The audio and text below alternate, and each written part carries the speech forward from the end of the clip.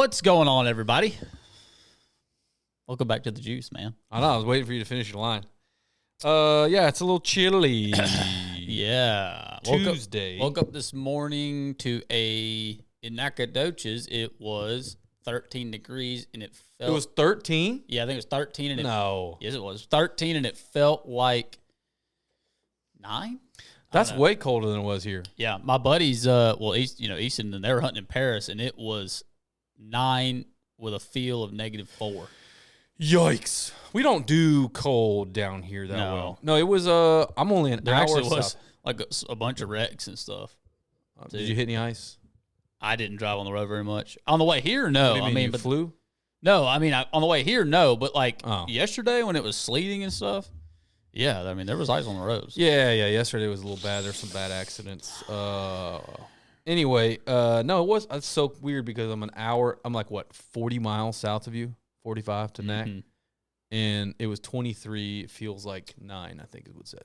Yeah. Doesn't matter. Pretty rough. Cold for us down here. Cold few nights in Texas, mainly because of the Dallas Cowboys. Oh, get that out of your system. The Cowboys absolutely broke my heart. They did it to me, man. I knew they were going to do it. No. Look, I knew they were. No. I knew they were. You did not know they were going to lose to the Packers. You thought maybe next round or the 49ers. I did else. think they were going to lose the 49ers. That was the most embarrassing loss in postseason Dallas Cowboy franchise history. I mean, it doesn't get any worse. I mean, it really doesn't. Really, the stats are alarming. I mean, here we are doing another football episode, but I don't want to know stats.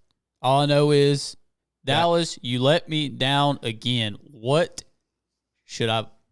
It was embarrassing. They did not look like a playoff team. It was bad. It's bad. We could sit here and analyze it, and it was bad. What do you call that? Sideline. What do you call that? I mean, Armchair quarterback. Whatever it's called, I'll call it like I see it. It was embarrassing. It's bad. It's bad. I got nothing. Get rid of Dak. Get rid of McCarthy. That's my vote. I got nothing to say about it anymore. I've said Dak's another Romo. He's At least a choke the Texans artist. are doing good. One Texas team. Texans, fun fact, Texans since 2002 have won more playoff games than the Dallas Cowboys have. They have. That's when the Texans. That's embarrassing. So since the Texans have been in the league, pretty much. Yeah, I mean the Oilers were there, but since the Texans. Yeah, good for them, man. I'm glad. Happy this for isn't a football podcast. Yeah, well, just want to get that out of the way. We have had locally, we had an event. They had an outlaw this past weekend where Danny Osborne shook. High school. They had a high school. I don't know what won it. 20 pounds, 19 and some change. But there was an outlaw where Danny Osborne shook cracked a 30-pound bag. So you've heard me say it on the show before, Mr. January. Mr. and Mr. January, both of them. Big bag specialists. Those two dudes hit the water in January. You lock them in for the W. They're going to win big something bag in specialists. January. That's just what it is. If not everything. That's what it is. They're the GOATs. What do they do? They catch them big. All right, so leave this in the comments if you'd like to hear from either Mr. Danny Isles or Brian Shook. Yeah, man, that'd be awesome to have them on here. I don't know if they would tell you anything, but they're both very, very modest, super cool guys. I know Brian better than Danny. Yeah. I think they'll say no.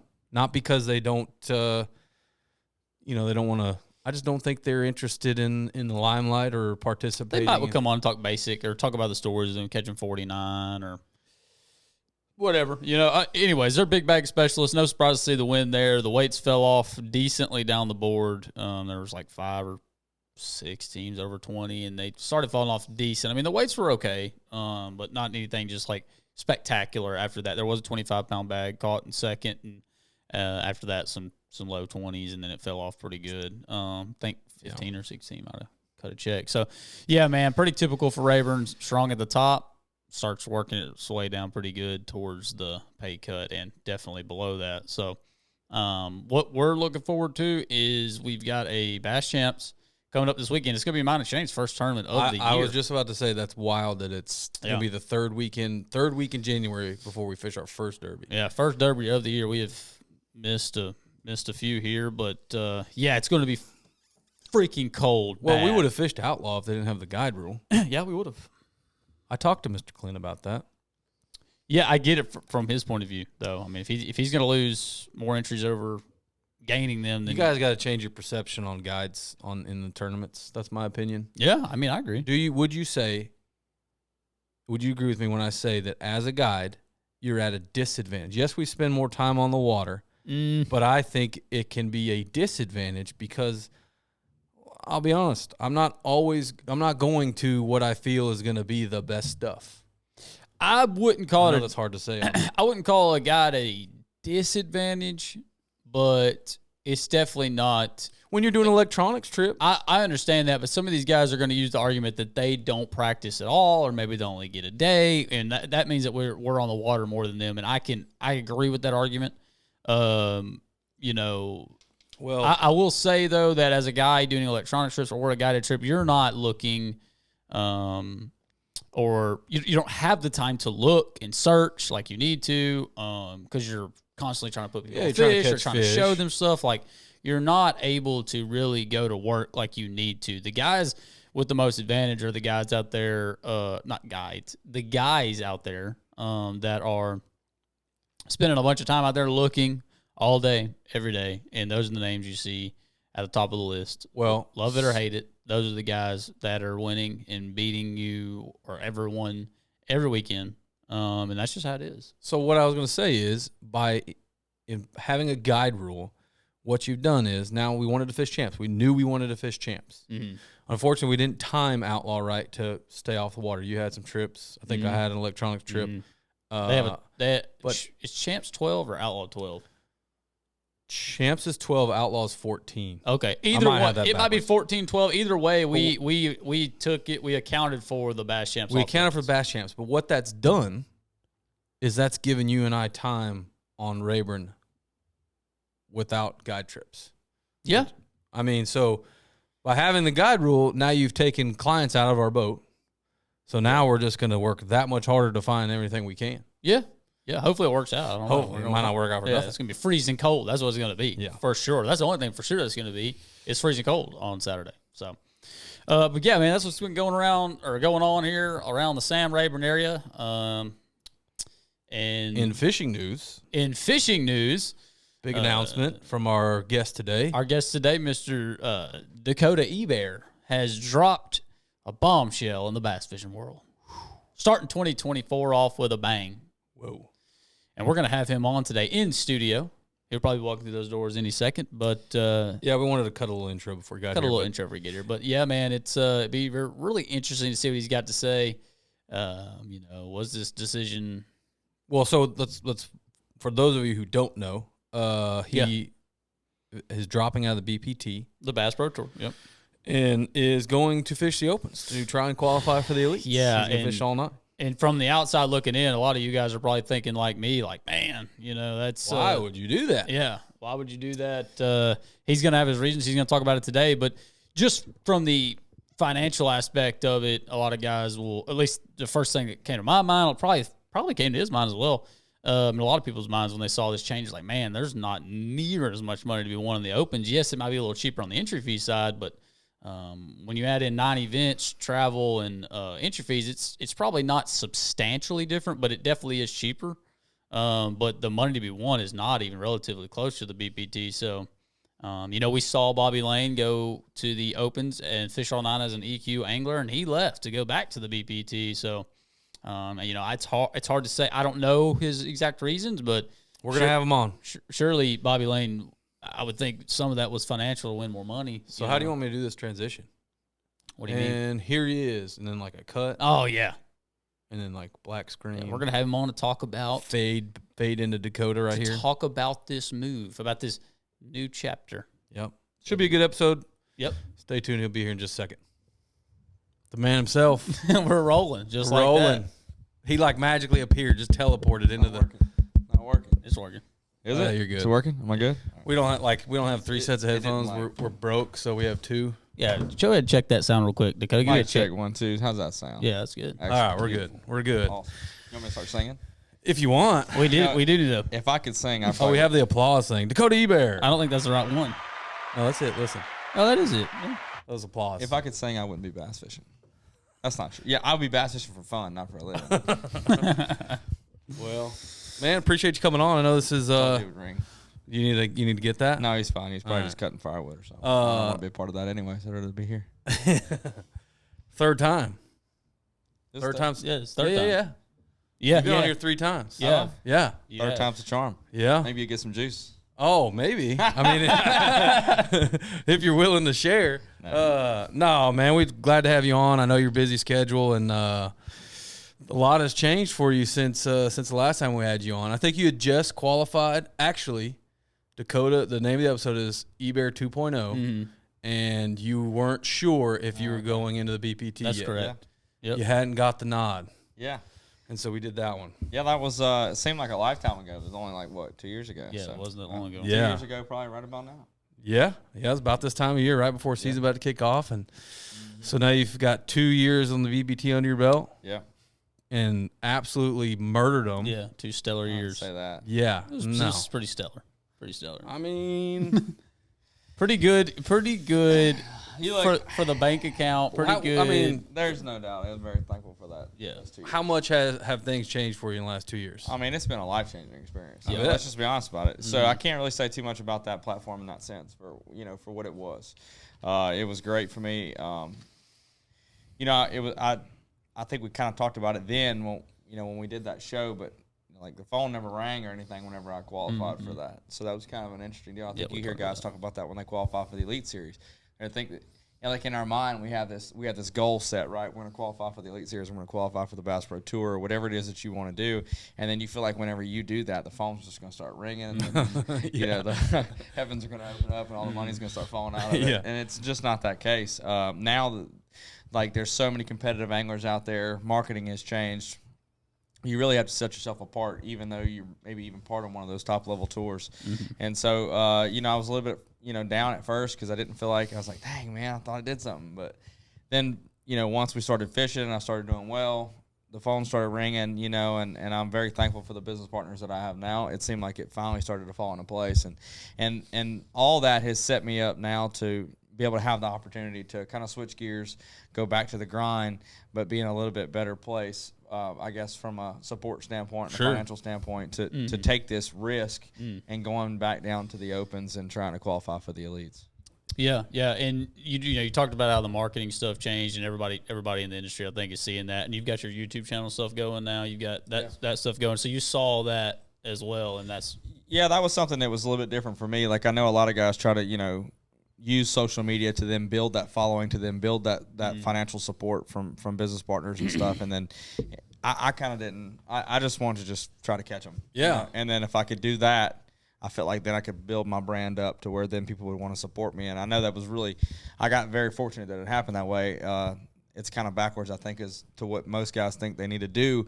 At this point in time, everybody tells you, hey, look, you got to focus on social media and then, you build up from there. But for me, that just wasn't the way I want to do it. I kind of want to focus on tournament stuff. Even if I had to start at a low level, it probably took me longer, maybe. But I don't know. You I don't kind know. of felt like you're pretty fast ascent to me. I see what he's saying though. Like the new model may be more of like the Milliken way, right? But like Dakota's is more like not maybe the old school way, but it is kind the of old school way. It was old school. And for me, that was just important. It may actually be the harder way. It is absolutely Being around guys like financially. being around some of those old school guys like Randy and all, I mean, that's all I knew was just, hey, go catch him, boy. Like, Yeah. I'll figure it out. That's what he would say. You know? You go catch him, everything else will fall into place. And still to this day, like, I feel like that's still a big thing. Like, and so I don't want, we're going to focus heavily on social media and doing a bunch of stuff, but I don't want to take away from tournament. My tournament results, hopefully. I mean, I want to keep catching them. I want to be the best. That's what's important to me, right? Yeah. And if I can be the best out there on the water, I'm obviously going to do a good job for my business partners. And then inevitably, if we can do both at the same time very effectively, like Wheeler is or like Polnick is or some of these other guys, Yeah, sure. then you're twice as valuable to the companies that you work absolutely. with. So, Yeah. that's where we're at with that. Yeah, no, I mean, absolutely. it definitely seems like you took almost what I would say the harder path. I remember one of the stories you told you're at Grand Lake and you didn't have enough gas money to go to the south end and practice. Was it practice or on That the was turn? practice. It was, Yeah. that was true. Yeah, I remember that very And you weren't vividly. sure how you were going to get home, and you ended Yeah. up cutting a check. And, like, it's little moments like that I'm sure you kind of look back and reflect on, like, What if you didn't cut a check Those in were that game one? changing events. Well, might not be here having this. I know, isn't that wild? I mean, but and if I don't meet if I don't meet Bob Keelan at that in the parking lot of the Best Western before that event, I'm probably not here either. So it's interesting how, man, like you just if it's something you want to do, like right now, I want to walk across that Elite Series stage. I want to hold up a Classic trophy. If I don't put myself out there and go try, I'm never going to do it.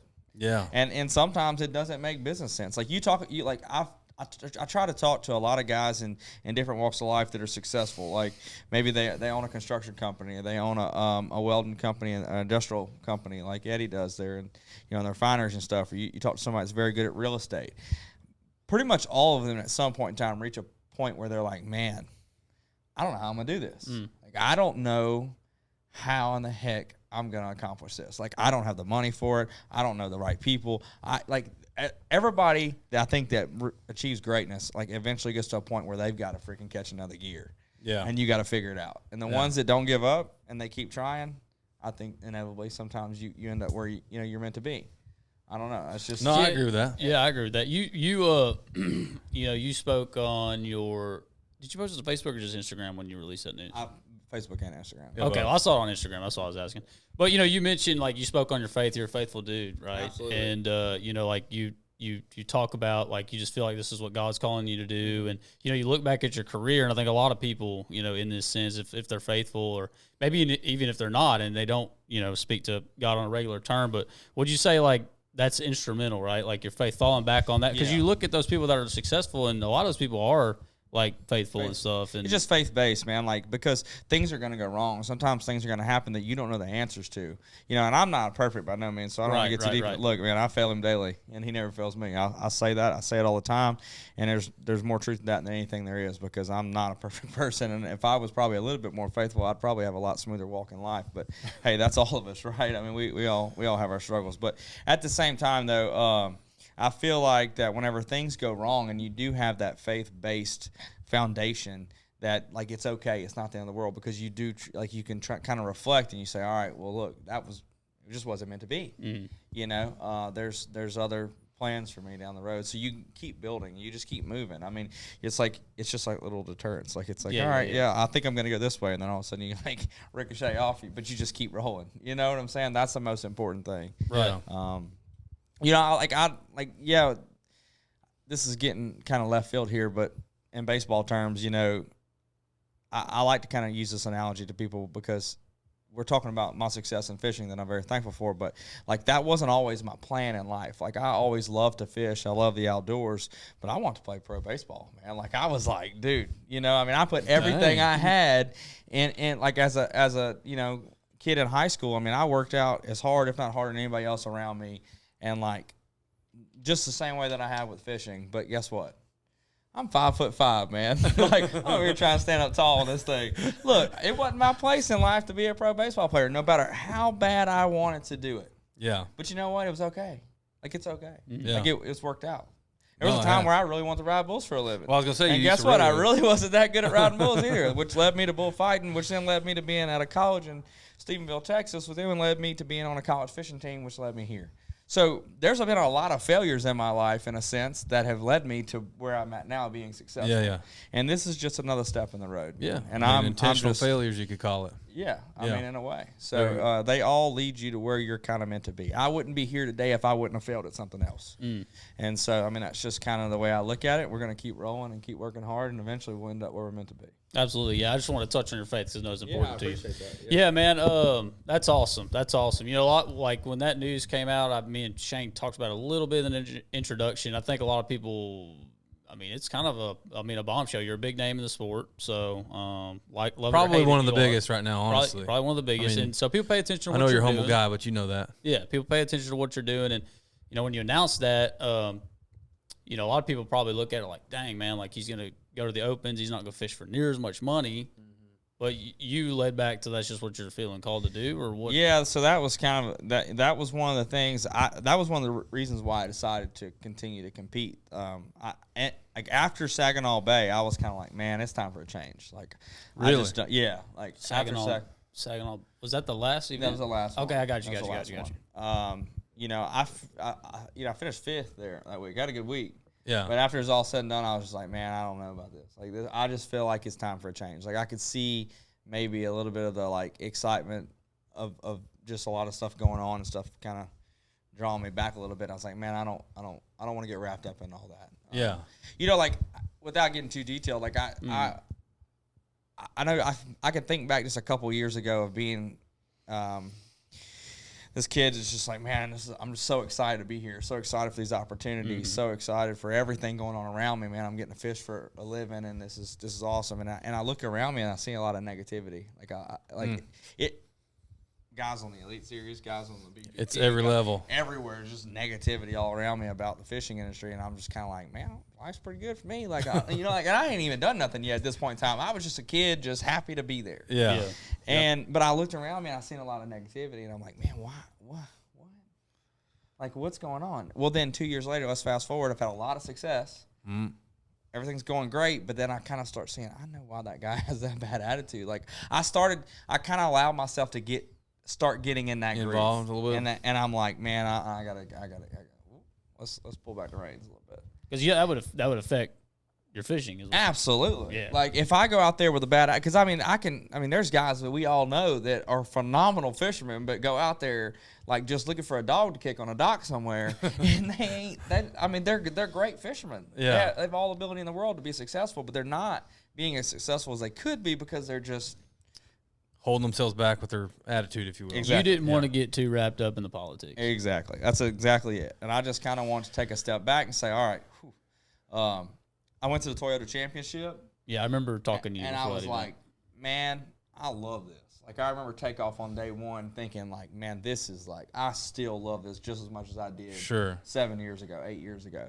And this is what I need.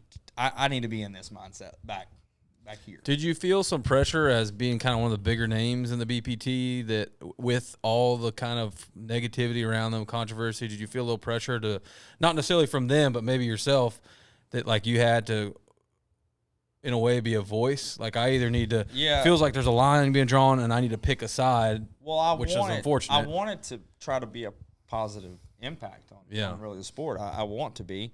But then again, maybe that's not my place yet. Like, or maybe it is, but you can't force it. Yeah. You know what I'm saying? Like, I see it. I think it's better if I just – I'll tell you what, if I was to go to that meeting at Toledo Bend in a couple weeks with a bad attitude, you know, like not happy about some of the changes and stuff, and I'm just, you know – the year probably would have drug. I don't think I would have been able to be, like I said in my video, the best version of me. Yeah. So I just look, and there is some fault of to me, like on me in all this, in a sense, because you know I had this conversation with Skeet this morning. You know, part of it's my fault for allowing things to get to me that shouldn't. Yeah. You know, stuff that I don't have any control over. Right. And so. That's a flaw of mine, right? But at the same time, like I want to see this industry successful. I want to see it grow. I want to see it get better. I want it better for everybody, right? For the organizations, for the fans, for the sponsors of the sport, for the anglers, like all of it. And if there's any way I can be any part in that, then I'd like to do that. I mean, I feel like that's kind of my job. Like I've been given this platform, or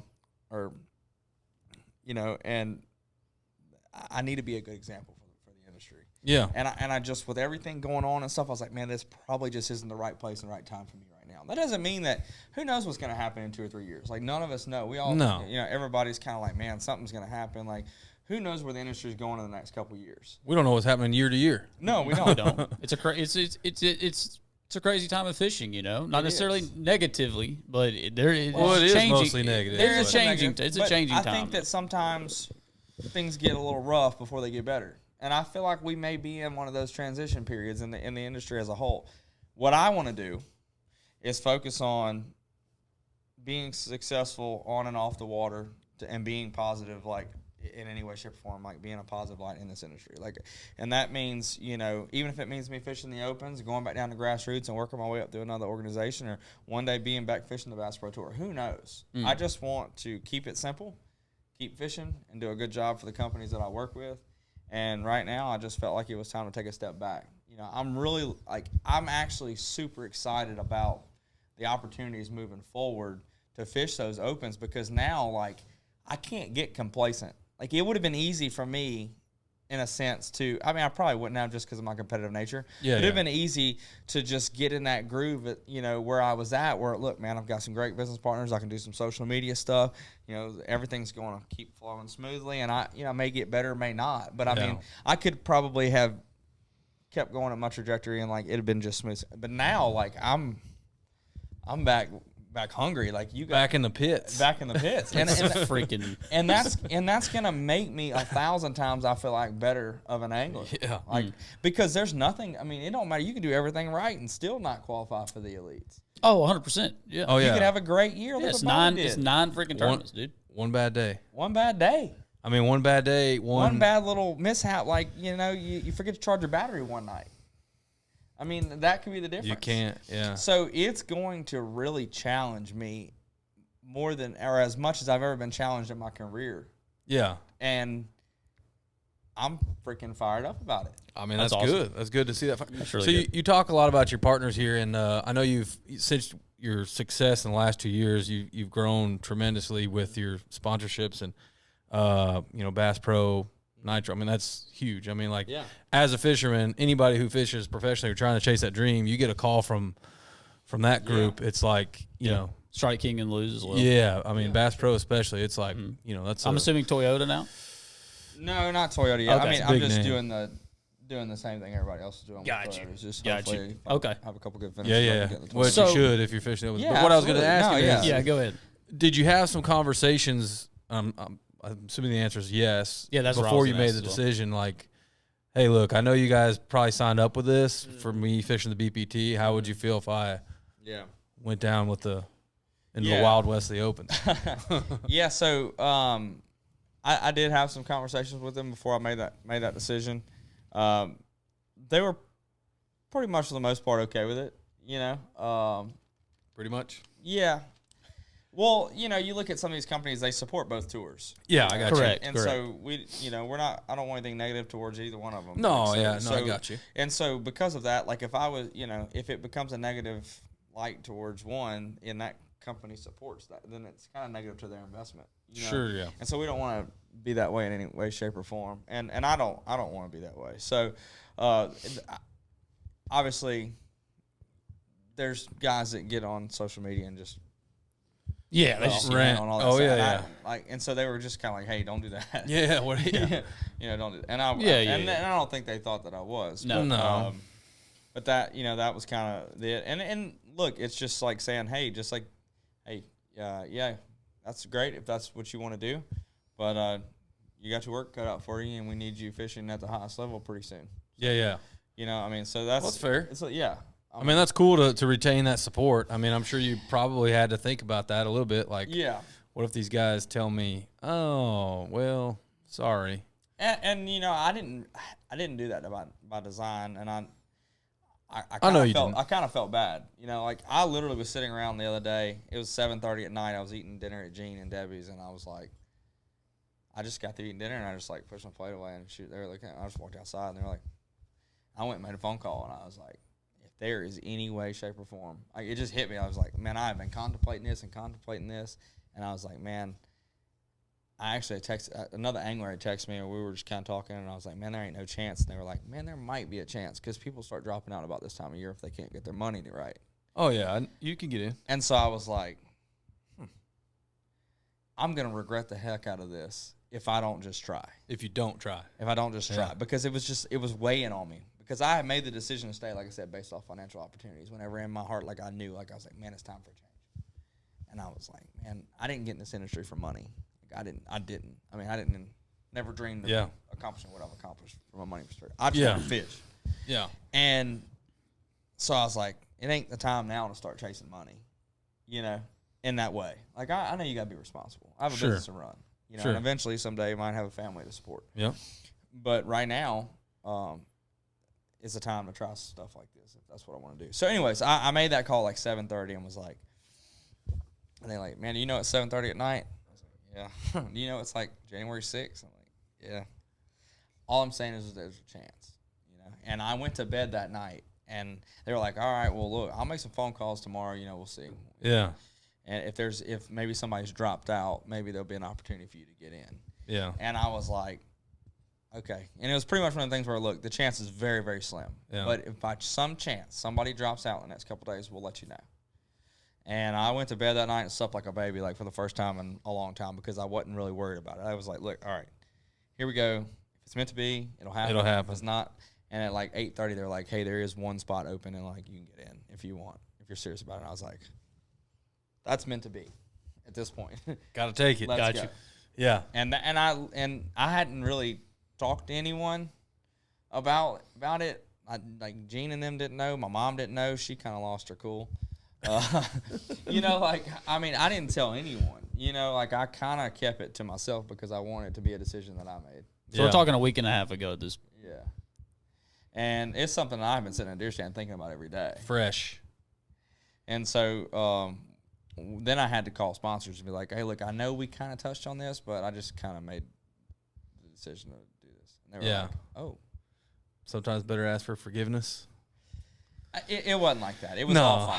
But it was just like, hey, look, okay, that's a big move. And, you know, okay. Okay. We'll Good luck. See what you can do. Yeah. I mean, honestly, dude, I think you're going to thrive in it because you talked about how the Toyota Championship, and we had a conversation on the phone the other night, and you were saying just that competitive nature, you know, that drive, that fire that you get when it's Derby day, it's time to go fish, and you know, and I think in that Opens atmosphere, I think you're going to thrive in it. It's a blast. Yeah, I think it's going to be a lot of fun. It's competitive. Very competitive. Yeah. And I like competitive. So that's and speaking of competitive, I am going to miss fishing against guys like Wheeler and guys like Edwin and Ott and Andy Montgomery and Skeet and all this guy. I mean, there's like and that's something that we were talking about today. Gene and I were talking about. I'm actually extremely thankful now, like already looking back, that it's worked out the way that it did. I got the opportunity to compete against Kevin Van Dam for 2 years. Oh, yeah. I got the opportunity to stand side by side with him, 1 and 2 in his last event. You know, like, that is something I'll ever more be thankful for. That I can, like, you know, I can say that. The GOAT, man. And was a part of that. Yeah. You know, I got to compete against Wheeler, and I probably ain't done competing against Wheeler. I'm sure we'll be back competing against each other one day. But he's made me better just because he's so good. Burge and all those guys. I mean, there's so many. A lot of talent. Phenomenal anglers over there on the Bass Pro Tour, and they've made me better competing against them and whatever the format was or whatever. Like, so having the opportunity to have fished against, you know, and I'm not taking away anything from the Elite Series competition. Yeah. I'm not. There's some phenomenal anglers over there, some of the best in the world. You've got Polnick and you've got Kyle Welch's phenomenal. I mean, I'm not trying to keep anybody out, but you know what I'm saying. I know what you mean. There's some phenomenal talent over there, but having the opportunity to compete against those guys on the Bass Pro Tour the last couple of years, some of those names, like, that's something that was something if I wouldn't have got to compete against Kevin, like, that'd be something I'd always be like, damn, I wish I could have competed against Kevin. No, that's true. I didn't even think about that. So, like, that has set me up to at least be able to check off some of those boxes, you know, and to have done that. And now it's like, man, I got myself on that classic stage, you know. I mean, it gives me chills just thinking about it. Me too. The last time I can ever really compare anything to that, too, was the Forest Wood Cup in 19 when I got to fish and Thrift won, and I finished third. I was going to say you finished third in that one, right? And standing on that stage in front of that crowd was like, you know, just. I think that was the moment where I realized I was like, uh-oh. I think it was a moment. Somebody's for real over here. Dakota might even have realized. No, I think that was really kind of a huge momentum swing for you, was it not? Yeah, because, I mean, I think we won $50,000 that week, and here I am talking about not worrying about money, but, like, I didn't have no money. Yeah. So winning $50,000 in that week, I mean, that was my breath. In the last one. That was, and so there were, and we're gonna get off in left field. You're again fine, on dude. this, Talk about whatever. The thing about it is that event was like winning that amount of money. Even I didn't even win; I was in third. But that amount of money was a breath of fresh air where I went, oh, I can breathe a little bit. And then I thought about how I fished that event. I mean, you can compete. I thought about it. I was like, well, how did I do so good in that tournament? Well, because everybody was like, man, the pressure and this and that, media, all that stuff's going to distract you. And I was like, man, I wasn't nervous or anything. Like, I went in that event trying to do one freaking thing, and that was win.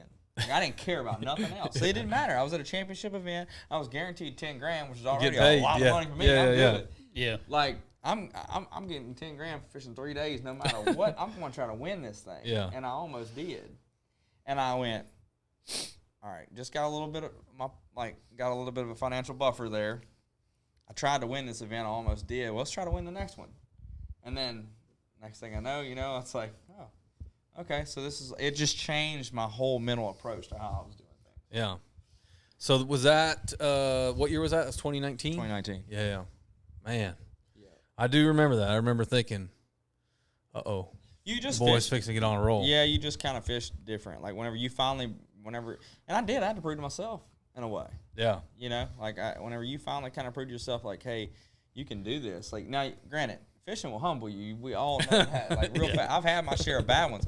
And that's something that I think that's where it really comes to be so important to have that kind of mindset, especially in a situation like fishing 9 opens, because I'm going to have bad days. Actually, we said, no, you can't have a bad day. Well, guess what? I'm going to have a bad day. It may be day 1 at Okeechobee, but you've got to be able to separate the bad days from bad events and bad events from bad years. Yeah. And being able to have that bad day, or that, let me go back a little bit further, that bad hour where I pull up in the stretch and I lose 2 4-pounders back to back. Them 2 4-pounders can quickly turn into a bad day, and that bad day can quickly turn into a bad event, and so on.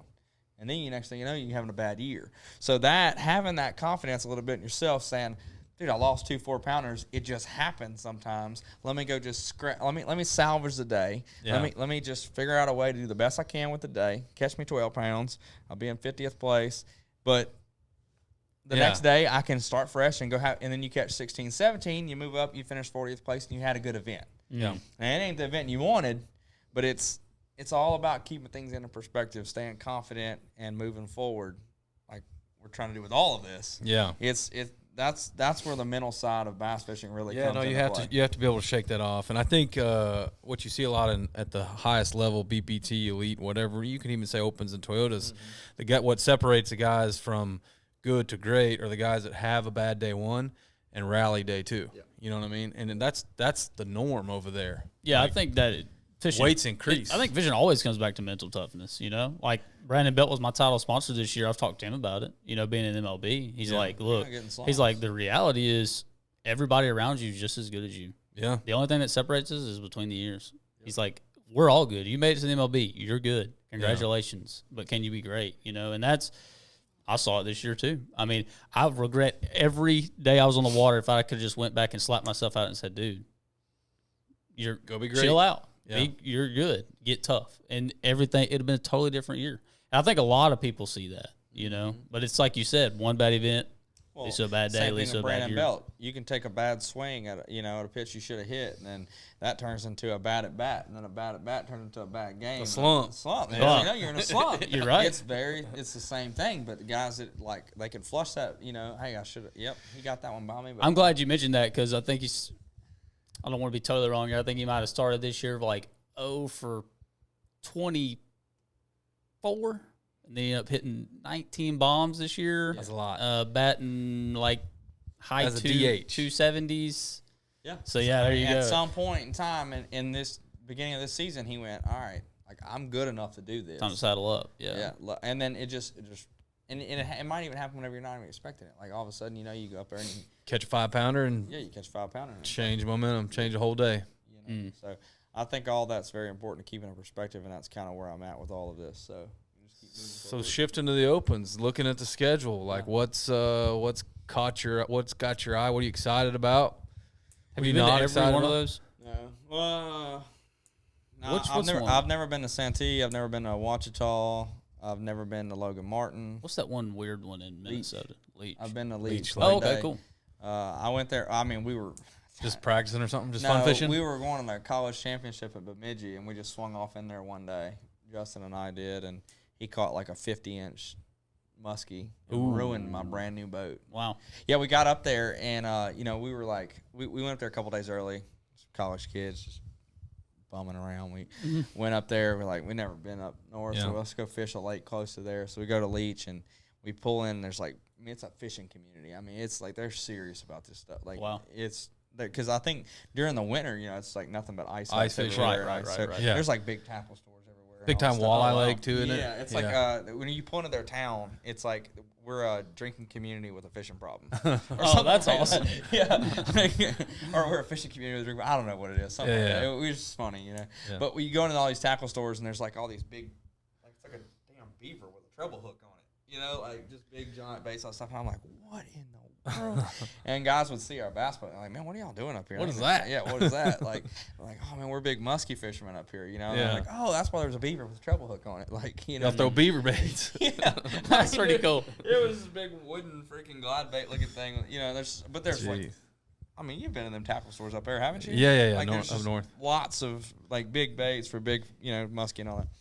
And we go out there, and they're like, well, look, if you catch one of those muskie, like usually bass fishermen accidentally catch the muskie, Yeah. you know, and we'll accidentally catch big bass, but whatever. You know. Justin's throwing a buzz bait like first 10 minutes. Lord. The first 10 minutes we're at this place, and they told us, they were like, look, if you catch one, like don't really take it out of the water, don't put it in your boat because they'll tear it up, like they stink, whatever. Slime and whatnot. Slime, Yeah. awful.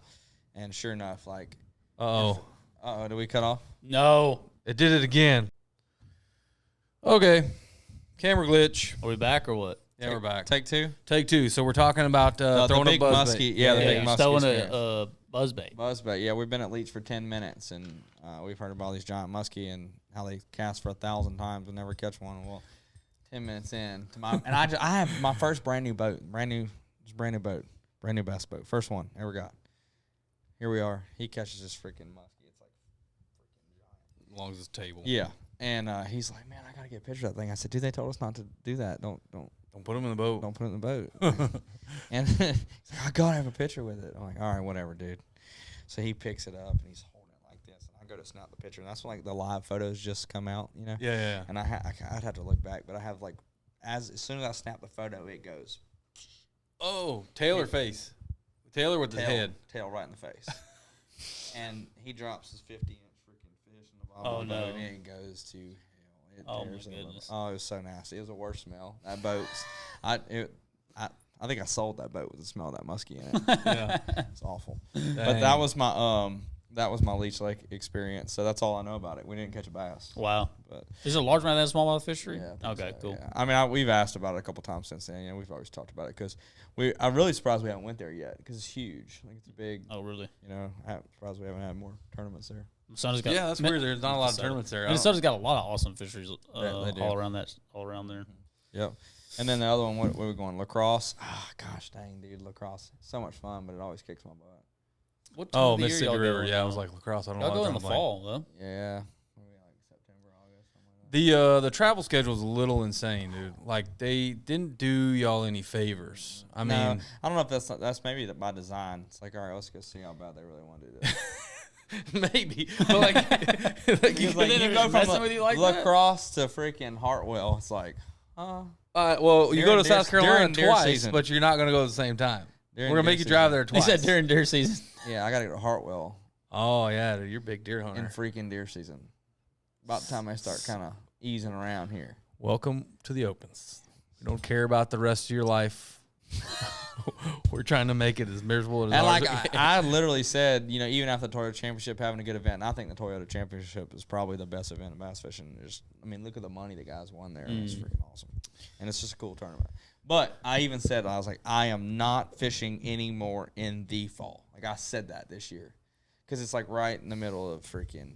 You know, I've got some properties and stuff that I'm hunting in the Midwest now. We're doing a lot of stuff with all that. We're trying to film a lot of hunting this fall and everything. And I'm like, all right, no more fall fishing for me. Like I want to go fishing in the fall, but I want to do it whenever I got on my in between hunting. I want to trips. go do it on my my terms. Because I So still like to Hartwell's fish. in the middle of hunting. Hartwell's like a.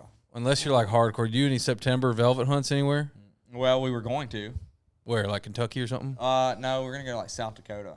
Okay. Oh wow. You got to put in for it, but I think you're pretty much guaranteed to get it. Kansas does it too in Kansas. September. I'm Have you hunted Kansas yet? No, I'm definitely putting in for Kansas. So That place is there's Oh. dinosaurs out there, dude. I know, and actually Kansas is where we really want to go in September. That's where we really want to go. And then if we didn't get into Kansas, we were going to go to Kentucky because that's over the counter. Oh yeah. Got you. Yeah. But now, we're fishing through September and October. But the good thing about it is, so I have some really good friends that I made that are in Illinois, and that property is probably going to be kind of like our home base, which for a lot of that stuff, because we'll be at St. Clair. Yeah. So, and then we go to Minnesota, and then we wait, and then we go to La Crosse. So Illinois is going to be a good stopping point for me, which is going to really help me help these guys around their farms doing some stuff. Is that where you killed that deer this year? Yeah. Yeah. Okay. Yeah. So there's a house on that property that I can stay in, and they're great people, man. Nice. So they're actually building a big barn dominium on their other property and all this stuff, but they have a ton of land, and it's a heck of an operation. I mean, they have probably some of the best ground, I think, in the Midwest. And That was a giant. yeah, well, I don't even hunt their good property. Yeah. They have a Like here, you can hunt our little. Nobody hunts here. No, and in return for that, I help them on their big property. Yeah, that property's only got 160s. We're not interested in those. Yeah. Well, there's a couple big, like, they hadn't hunted that property in a couple of years, and I went and shot that deer off of it and we put some cameras out, and they were like, oh. Like, hey. It's only 50 acres, you know. Oh, that's awesome. You can kill up there in the Midwest and all that. You can kill some big deer off some small pieces. Yeah. So we spoke, me and you talked a little bit before the show, but you're going to mix in some invitationals as well. Yeah. So I'm just gonna try to fish as much as I can. Yeah. So I'm gonna go. Definitely gonna come back here to Rayburn, fish the invitational here. My original plan was actually to fish all of them. Like that was the goal, because I was like, all right, cool. So that none of them, I realized none of the schedules conflict, and I was like, all right, I'll fish all the invitationals, fish all the opens, whatever. We'll see how it goes. Well, then I found out that the St. Clair event, whenever you're at St. Clair for the opens, you're off limits for the invitational. So. Oh, the Detroit River event. Oh, they can let that slide for you. No big deal. What if you just didn't go to St. Clair? Oh no, I see. For the open, you got to fish all 9. Got you. It's not the other way around. You have to. Got you. And to qualify for the. If you can qualify for the elites without fishing one of the events, let me know how you figure that one out. Like that'd be impressive. I think that what's his name probably could have this year. JT. Yeah, JT didn't. He could have missed an event. He didn't have to go to the I last don't know one, if he could have think. missed one, but it's Just a, I mean, he didn't have one. I think his worst finish was like a 40th. I think he probably could have missed the last one. I don't know, man. Well, maybe did he win? Was he 200 points higher than ninth place? Sure. Yeah. Dang. Well, we're not going to count on doing that. But No, I mean, I don't know that you'll ever see points. Like maybe those dudes. If you look back in Opens points history, the guys that fish all 9, which the all 9 thing's only been around for 1 year, but then they did it the 2 years before as well. Like what you could qualify through division. It was an optional. So there wasn't as many guys doing all 9, but like shattered the records. Like shattered. Like I finished 19th in points, and in previous years I would have qualified in the all 9. I would have had enough points to finish in the top 10. Gotcha. Like that's how good everybody caught. caught. Like what was your average finish? It was okay, but I had a big bomb. I had a bad day. What was your big bomb? Like Bugs Island, 153rd. Okay. Day 1, I left my primary area because the wind was howling. I wanted to get back in time. I left with 3 fish in the box to go to buy this creek that was close to takeoff to catch 2 keepers, and it was blown out muddy, like red dirt mud, and it was crystal clear in practice, and I didn't get a bite. And I did the math, so I weighed 8 pounds that day. If I would have caught 2 more keepers and caught 11 pounds like I did on the second day, I would have finished like 60th, and I'd be in the elites. That's one bad day. One bad decision. One bad day dropped me to 19th in points. Yeah. I mean, it's tough, but That's the way it is. it is. But that was my fault. That was a decision I made. It wasn't a mechanical break failure. down, No. But you feel sorry for, if that happens. I mean, Yeah. AOY for BPT this year. Yeah. Not to bring up a. Yeah, let's throw some salt on it.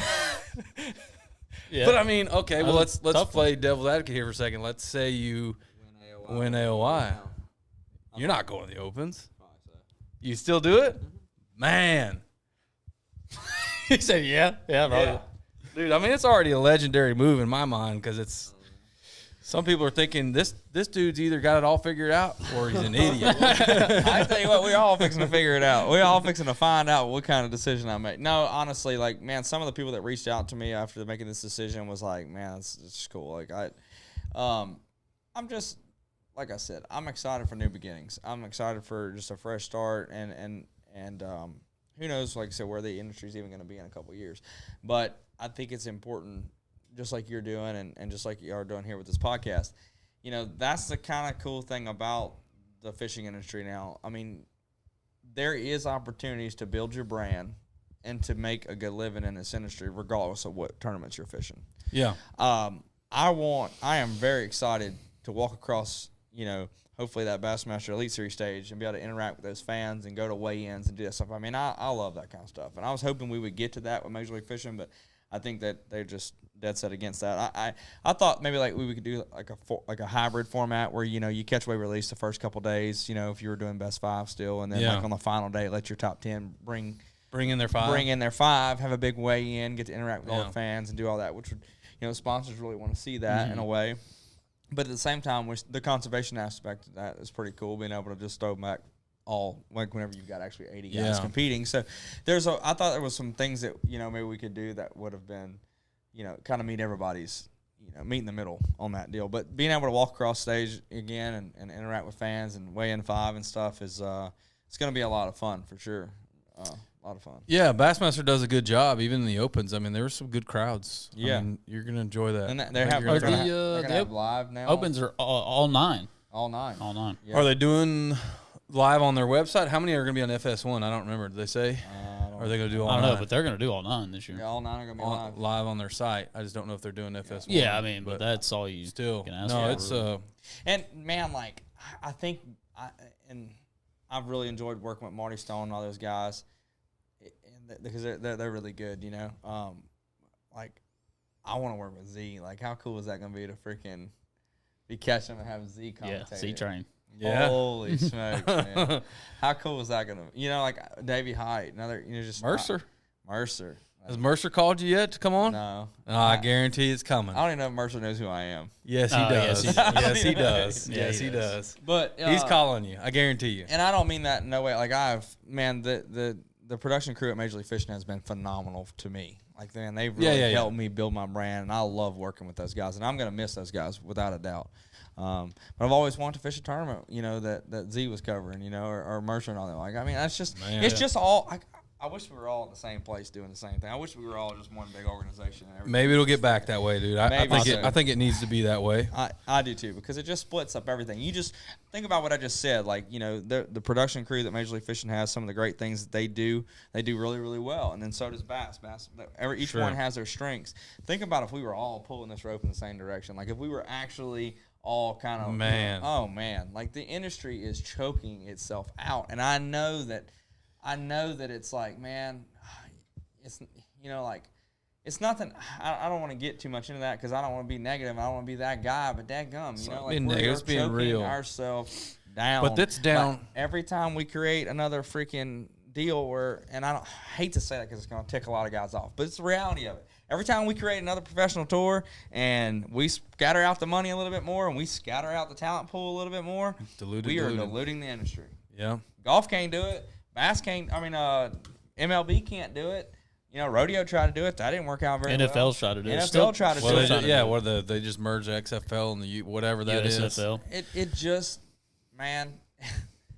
I know what you're saying. You take the marketing dollars that we got and you scatter them around the way that we've done for the endemic sponsors. We're freaking.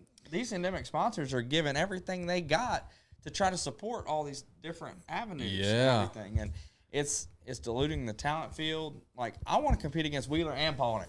At the same time. Yeah. I want to line up against Welcher and freaking, Jonathan Van Dam and them guys. Yeah. Like, I want to fish against the best. And it be, like, I don't want, but so-and-so fishes over here and he's really good. I want to line up against the freaking 100 best in the daggum industry. 100 best in the planet. That's what I really want. That's why I like the Texas Toyota Bass Classic when they used to have that event. That was a cool event. Yeah, that was a cool event. Because didn't they take the highest in points from FLW Tour and Bassmaster? It used to be 15 and the from PAA, I think. Bassmaster, FLW, and PAA, and then they got rid of the PAA. And Combs dominated that one. Yeah, he won a few of those. Won 3 of them. 3 out of like the first 4. Big money Combs. But no, it's all the way down from the top guys, from the guys running these organizations, from those people, all the way down to us as the anglers. Dividing and splitting it up. It's everybody's fault. It's not. Yeah, fishermen. I don't think you can point the finger at any one organization or anything. Fishermen support fishermen. We support each other. We're what makes the clock go round. I mean, it's just a reality. Like, you talk about the endemic sponsors and stuff. Obviously, very thankful. But how do they make their money? Yeah, fishermen. Other fishermen. That's correct. The fishermen, we support each other, man. Yeah, I would love to see that, and I'm hopeful we'll get back to that one day. It's gonna happen eventually. I think so. I don't know. Maybe not. I don't. Maybe there's too many guys. There'll always be another league, but I think if MLF and Bass somehow sort of figured something out, I mean, those are the major two, obviously. Nothing against MPFL. You know, a lot of great opportunities. Yeah, they're gonna have out some there, really great anglers fish with them Well, this so year. like I don't mean it's like say anything I should say, but like Skeet and I were talking. I was like, man, why haven't we attracted these the bigger non-endemics? Like why haven't we got a Walmart back or something like that? You know, and he's like, well, we're just not generating the numbers to attract those kind. Well, they're splitting the numbers. but if the numbers weren't split. Yeah, maybe we would. And there's some crossover. There's guys that watch both, but there is definitely a division. And the economy was just different in the 2000s whenever you had two organizations with two major non-endemic sponsors that were, really, making it. They also went through a tough patch in the economy during that. I think they never. Well, they did until 2008 when the economy crashed. That's what I mean. Yeah, I think they were never able to regain them. Never got them back because it kind of got to a point where they began choking themselves out probably post 2008, and we're still at that point where we're making it really the ROI wasn't there. Yeah. Who knows what the deal was? I'm sure that's a big part of it, but yeah, it's definitely a little diluted, and I'd like to see it kind of. I like that expression, pull the rope in the same direction. Yeah, I'm stealing that. All that being said, there still are some phenomenal opportunities for guys in this industry. Like I'm not taking away from that because look, I'm very thankful for where I'm at. I know that look at y'all have this podcast going. You're guiding and doing your thing. Like you're making a living. Oh yeah, I know you're not where you want to be, but you're making a living. Absolutely, you're gonna get there. Absolutely. We could be working in a refinery somewhere doing something. We could be. Yeah. Probably make more money. Yeah, we definitely be making more money. But no, man, I've seen. I know exactly what you mean. I've seen too many examples at this point to disagree with that. Like I don't have a ton right now, but everything I do have is because of this sport, one shape or the other. Whether it was a local team event to the invitationals or whatever it was, like the money I have to my name is because of this sport. And you look at one of my best friends, Chad. I mean, his life's just changed too. Winning the 12 Series championship. I know where that dude comes from and how hard he worked to get to something like that. Like it does exist. Yeah, the opportunity does exist. And that's the thing. Like I did not mean anything negative by saying, hey, we could be working in a refinery, because I totally respect those guys that chose their family over, because we all have different walks of life. Yeah. But that's the cool thing about it, though, is that, like, these guys that have full-time jobs and stuff, there is a lot of really good tournament trails around here, like the belt, trails and stuff that allow us all to enjoy the sport. And I think that's something that we all got to kind of keep in perspective. Like, traveling around fishing as a full-time pro is not for everyone. Some people have families and stuff they don't want to leave, and that they shouldn't. Like, sometimes we have to handle our responsibilities. I'm trying to set myself up to where whenever I do have those responsibilities, I'm established enough in the industry to where I can support them, be home with them enough, and still get to do that. That's where my true goal lies. Like, that's what I'm trying to do with my business. But in the sense, though, there's a lot of opportunities in this industry for guys to enjoy it. And just because like, you have a really good job and you don't want to sacrifice that to go fish for a living, doesn't mean that you got to get on social media every day and bash the hell out of the guys trying. Because how much do we see that? Yeah. No, that happens. I think a lot of that, man, to be honest with you, now that I'm just sitting there, I've thought about this before, but I think a lot of that comes back to, like, they see that and maybe they are saying it somewhat out of a jealous way, for one. I think you see that. I mean, just being honest. So maybe a little bit of jealousy, but I think they also see it as like, well, that guy, whoever that is, must think that he's so much better than me because he's in that position. And I'm not. Like, I'll tell you right now. I'm talking about you. Yeah, I'm saying, like, general. yeah, I'll say to this, though, there's so many guys around here that have full-time jobs that don't fish for a living. I'm glad they don't, because they'd probably be taking some of my money. You know what I'm saying? I mean, there's some guys that freaking catch the hell out of them. Yeah. You don't think Danny Isles could catch him anywhere he goes? Oh, probably. Yeah, for sure. For sure. Yeah. You keep taking these local boys' money. Don't come take mine. You know what I'm saying? Yeah. Don't try to talk them into that. Yeah, I'm just saying. Like, I mean, there is so much talent around here. Yeah. So much talent. All across the nation. It is, man. So that is one cool thing about it. Now, is it professional fishing for everyone? No, it's not. I mean, hell, it's a lot, dude. It's a lot. It really is. And there's a lot of sacrifice. But if you're willing to sacrifice that to get to that point, there are opportunities out there, so I don't want to hound on the industry in a sense that say that there's not. There's a ton of opportunities out there. Yeah, I think you just got to take it at face value, take it for what it is. No, to some of the younger generation guys, what I've at least said is know what you're getting yourself into, do a little bit of research, be realistic with yourself, and know that what you're going into is a very difficult task, and you're gonna have to sacrifice a lot. And if you're not willing to do that, just don't get your heart broke over it. You know, like just know what you're getting yourself into. Know it's gonna be extremely tough, just like anything else in life. But this is different. Like professional fishing is different than a lot of other professional sports. Like, you know, it's unforgiving a lot. I think it kind of dangles that carrot out there a little bit more, because when you don't make it in baseball, like, you're done. When you don't make it in like football, you're done. Like you're not gonna go. Like, you're done. You don't get drafted out of college. Unless you're like, what? I don't know, who was Darren Sproles or whoever did it for just keep showing up to walk-ons or whatever. Who was the receiver for the Saints? It was a beer man. Like a tryout. Oh, what was that guy's I have no name? idea. Oh yeah, he was the. My mom would know, like, offhand. We were big Saints fans. Man, I couldn't tell you. He drove a beer truck in New Orleans and walked on the Saints. Ended up being one of their star receivers. Like, Oh my I think goodness! He was with them whenever they won the Super Bowl. Who would that have been? Golly, what was his name? I couldn't tell you. Somebody on here knows that. They whole will. Story. I'm not But that is very, very, very much very a small rare percentage of what goes on there. Like but a with fishing, though, 0.001. that opportunity is always there. I mean, As long as you're crazy enough. Yeah. Or spirited So enough. I think that makes that a little bit more difficult to, like, say, hey, gosh, because, like, man, look, you know, you can go win a big tournament here at Rayburn, you're like, God dang, man, maybe I need to try this. Yeah, I can make it. And then it, like, you get out there and you're like, golly, I miss home, you know, like, and so it's just a complicated deal, I think, with our industry.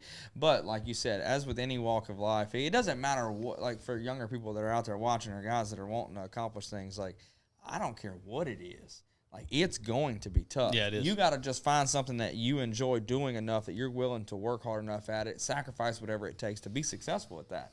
It's all about, you know, kind of give and take and seeing what's important to you and what you really want to accomplish and how bad you're willing to, or how much you're willing to do to accomplish that. Yeah, right. So this is your new chapter of the book that you're writing. You're turning the page and going to a different organization with bass. What is what's the most exciting aspect for you in that? Obviously, you've mentioned the classic. You've mentioned the blue trophy. Just the adventure aspect of it. Right. Because the Opens, that's what I thought you were going to say. I mean, the Opens is an absolute adventure. Yeah. I mean, 9 events all across the country, a fresh start, like a clean page, new chapter in my book. And, like, I've learned a lot from the experiences that I've had over the last several years. And so now I get to kind of hopefully learn from that stuff, the good, the bad, all of it, and start fresh and hopefully do it even better. And just like I said, the challenge. I am more excited for the challenge of having to start from the bottom again and work my way up than I am anything. Like, I know that is going to make me better. Like, I could have a terrible event at Okeechobee, but it's going to make me better because I got to work that much harder at the next one. Like, all that stuff is a reality, and that challenge is what I am most excited about. Trying to qualify to the Elite year one. Just to be able to say that. Well, I mean, and it may not happen year one. Like, you dang sure bet that's the plan. Yeah, I'm picking you. Yeah, well, thanks. But you put him in one of the 9? But I put him in one of the 9. Man, I've gotten so many daggone messages about that, and it's like, oh, you're getting It's not a shoe-in. Not a shoe-in. No, you're not. Absolutely. Nobody's a shoe-in. No, you're not. Gotta be very we say realistic. that. Like, and I appreciate every one of them, but I'm like, every time I see somebody say that, I'm like, you're jinxing me. You know? No, like, it ain't jinxing. It's not it's just- jinxing, I but think it's just like, support. It's just, it's support. Now, From us, I think like it's a belief. Yeah. Like, I believe that. Look, and that means the world to me. Like, I mean, it really does to have. Yeah, would I be surprised to see you there? No, not at all. And like I said, I appreciate the heck out of all of that. I can't let it get to my head. Like, you can't let that kind of stuff. No. You've got, like, I know what I got ahead of me. Watch your back out there, man. Yeah. I'm not gonna lie to you, dude. Let me tell you something about the Opens. Shane had some crazy stories. You got a this name. year. You got a name, dude. I don't have a rat boat. Nobody There's a knows reason who why I I'm am. running a camo boat. You this catch year. a bass like buzzards, dude, on roadkill. He already knows that. I mean, it's like, And I'm not Okeechobee, talking. we're gonna start the year off I'm not right talking the at guys. Opens. I'm not talking like, you know, the 90%, but there is a percentage out there. You know how bad Rayburn is. Yeah. It's like Rayburn on steroids. I try to explain to Shane, it's not care. Rayburn. It's not like Okeechobee's different. Like yeah, because you can still Okeechobee's be different. you can be sitting side by side and guys still he's throttle. he's If got you're 26 and you've got 8.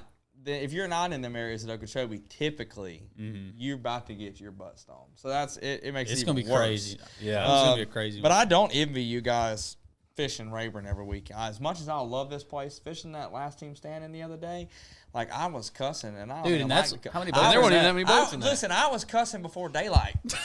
You know How many boats were in that I don't tournament? know, 30. me and old Raj, man, we put the boat in the water. 30. And we get to going. I mean, it's dark. It's pitch black dark. We got out there kind of early, but it wasn't that early. It wasn't early enough. Let me just say that. I go to spot number 1. Yeah, that boat's sitting right there. So I go to spot number 2. There's another boat there. I go to spot number 3. There's another boat there. I'm like, dude, I hate this place. Like, golly, man, this is ridiculous. Like, and it's dark. I'm already like, I don't even know where I'm gonna fish. Oh, those guys been out there for hours. Oh, they've been out there since 3 o'clock. I guess I don't know. It's like opening morning of duck season in Arkansas, son. It's time to go. Yeah, being able to put in at whatever time you want and go sit wherever you want. Like, man, I wasn't going to put in at 3 o'clock. I in the hate morning. that. And so I hate that Listen, rule. I was so I was like, well, listen, I put the boat in the water at like 4:45, and by 4:55, I'm talking about 4:55 a.m. Still pitch black dark. I done scratched every game plan I possibly had. Said screw it, like practice is a no go. Let's Yeah. go do something different because everywhere I wanted to fish there was a boat. And that was I think it was 36, and now it's probably 42. 42 boats. Something like that. Plan Yeah. A, B, C, D, and E was taken. Not even a. Well, all right, let's go back to the drawing board. So, I just want to touch on it real quick. The Invitational at Rayburn. Oh, yeah. How you feel? Like, Oh, I'm mad at him. you excited for that one? Yeah, like mad at him. Like yeah. But I mean, I could do really well. I could do really bad because I'm gonna fish that way. Yeah. That's how I would have fished it. I was on the fence. Oh, about fishing yeah. I it. don't blame I'm you. gonna do yeah, You think weights are going to be good? yeah. Do you really? It's I a little haven't bit been out later. there. I haven't been out there. I mean, obviously I'm off. But on you've it. seen Yeah, weights yeah. recently, huh? Huh? You've seen the weights out here recently. Yeah, the right guys are catching them. Yeah. The guys that are when I see them guys catching that, I'm like, okay, it could happen. Yeah. Well, there's always that. There's always somewhere on Rayburn to do that. Yeah. 3-day event invitational. My guess was you're gonna have 1, 2, Most- maybe 3 run away with it. It's gonna be a Most competition. guys are gonna fish for 14 a day. 14 to 18 a day. Mm-hmm. I'm not fishing for that. No, I know you're not. I don't expect you to. Yeah. Matter of fact, on a previous episode, again, not trying to jinx you, Yeah, we picked you to win. I picked you. You know, there's some really good fishermen fishing that one. Just because your history on this lake and the time of year, but it's And different. I didn't fish. I didn't. The only thing I did was fish the last team standing, Yeah, and I didn't go in the water after that. And I kind of did it by. Okay, so not much. that's free right. practice. You didn't fish a BFL or anything. Not much free practice at No, all. I haven't been on the water since December 1st or something. Yeah, Okay. And I did that by design. One, I was really mad at the deer in Mississippi, and 2, I stayed in Mississippi and deer hunting because I'm like, look, if I go back over there, I spend a bunch of time over there, I'm gonna get too. Listen, when I fished for that Toyota series, like, and then granted, for people watching that don't really understand, like I have spent thousands of hours on this daggone place. Mhm. Like we all have. All Oh, three of us yeah. have. You and I, all 3 of us, know more than what we need to know for, like. it's too much Now, sometimes. granted, it changes. Like, I won last year off of stuff I'd never fished before. And Yeah. I'd never seen anybody Yeah, I fish. think Wyatt remembers that win. Don't do that. He always does that, dude. But, so, like, there's new, but it's like, you've put in the time that you know what you need to be looking for. Go find something that's current, something that's happening right there. Yeah. A place that's happening then. And you might, because you're thinking outside the box, you're not, because if I'd have went out there and found a place where they're really, which I did, I mean, I found a place where there's been, I'm sure there's probably still a school of giants there right now. And it could be where some of these big bags are being caught. But guess what? They're getting freaking beat every Throttled. daggum day. And for some reason, I don't know what it is about those places, but those big ones will continue to pull up there. They decide, all right, this is our spot this year. This is where we're going to be. This is where we're going to be. And they're going to keep coming to it. And they're going to be giants. But they're going to get freaking throttled every single week. And so, like, for me, if I can go into Rayburn with an open mind, knowing what I need to look for, just maybe not in the right, and knowing, I know what I need to look for, just not where I need to look for it at. Like if I don't know the spot yet, I just know what it might look like. If I go find something that week that's fresh, that's current, that those fish just got to, I think a little bit outside the box, I got a chance to freaking. Yeah, I think it helps you too. Water level is extremely different than it's ever. Well, for me, I've never seen the lake this low in the pre-spawn. So between me and Shane, we've had to relocate. We've spent some time out there. Everything. So, anyways, we're rooting for you, man. We're rooting for you. That's going to be an interesting event. That's going to be cool because Marshall's in it too. There's a lot of Rayburn hammers in it this year. Is there? Well, I mean, Marshall, Dakota. I said a lot, and I named 2. There's a few. I thought there's some more guys that are fishing the invitational. Yeah, Jeff Bridges is jumping in it. Jaden Parrish, that kid, he knows the stuff. Yeah, he knows the lake. He's been having a good year. He's having several good tournaments for Chad, I know he's not really local, but I know he came in pre-practice. I seen what he did at. He's Texas. I seen what he did at Table Rock. I feel like he could probably. Yeah, he's gonna momentum, dude. We talk about momentum, man. He's got. You had that Alec Morrison kid. He's fishing invitationals this year. He won the Toyota in May out here. Yeah. Not that translates in any way, but he did. Yeah. But largest margin of victory ever in Toyota. Anyways, what else you got? I want to do one more thing, and I want to start doing this on episodes when we have guests. I want to ask you. You get. I don't know if it's 2 or 3. We'll start with, let's say 2. Rest of your life, you're cut down to 2 combos. What are they? Baits and rods, or what are you doing? That's it. You get 2 rods a tournament. Can I throw an Alabama rig? No A rig. Is this for tournaments? Or yeah, tournaments. No A rig. Well, the tournaments allow an A rig. I mean, if they're going to allow 19 graphs, I can have a saltwater transducer that sees, which everybody might as well allow. Everybody thought that I won that Toyota last year with the saltwater transducer, looking at bass at 600 feet away. Yeah, because you can cast that far. Yeah, because what are you talking about? At Rayburn? Yeah, there was guys. Who Did people really say that? Yeah, I swear there was guys who were like, dude, you Hey, before you answer this question, do you got brakes this year? I'm getting them. Okay. I don't have them yet. Not yet. I'm gonna get them. I'm getting them too. I actually need them. I should be. We got to win a derby before I can afford them. Are they expensive? They're probably not cheap to put trolling motors on your power poles. About $1,000 a piece or something. I don't want them on my power poles. I'm talking about the ones on the poles. Yeah, I know. I think they're coming out with something different. Though. I think that somebody's got one that's going to be just like a little, like a kicker motor off your transom. Kicker motor off your transom. I think so. I think that'd be pretty sweet. Yeah, that'd be cool. Well. Man, they're nice. Anyways, go ahead and answer the question about the bait. So 2 setups. A rig. No A rig. Because it's not a tournament. Just because you can't. Because right now in bass. By the way, let me remind you. Don't use a net. I'm leaving it. Don't use a net. And you can't use an A rig with 3 hooks. It's not the Toyota Series. I'm leaving the net at the house. Take it out of your boat. Yeah, we were working in the shop earlier, and my buddy was like, "What are you gonna do with all these A rigs?" I said, "Leave them here. I don't need them. Don't put them in your boat. I can't throw them." Golly, I don't know. What about a 6X, man? You can change colors. I'm not saying like. You know what I want to say? I really like a Baby Z2. That's the stupidest answer. It's not though. It's not though. But I mean, like, I want to say something like freaking cool, like, you know, football jig. No, say what you'd honestly use. Like, you got to go out in a derby. You get 2 for the entire season. Baby Z2. What else? Oh, yeah, or a Z2. Yeah, a spinning rod probably. Yeah. Yeah, you got to. So that's one. That's so not what I want to say. Like, that's not cool. It doesn't matter. It's not that it's not. Cool. That would be a lot of money being made on. So cool. I like because it's just not very manly. A spinning rod would be one of mine. I'm just telling you right now. Very gotta have it. It's not very. You used to make fun of me for having a spinner rod. Well, not anymore. I'm throwing that and probably a dang shaky head with an Ocho. Got you. So you went straight finesse. If I mean that's no all blend. I got. Yeah, that's it. Because them 8-pounders eat a daggone shaky head. Yeah. I like that. I thought you might say Carolina rig, but shaky head, that makes sense because you can fish it more around more stuff. Carolina rig, I can fish a shaky head like I can fish a Carolina rig. Yeah. But I can't necessarily always fish a Carolina rig like I can fish a shaky head. That's very true. Figured you like a jig 6XD. Anyways, those are 2 really solid answers. I would love to say 6XD. That would be a cool answer. That's why I said what I said. But I just can't throw a 6XD every day everywhere.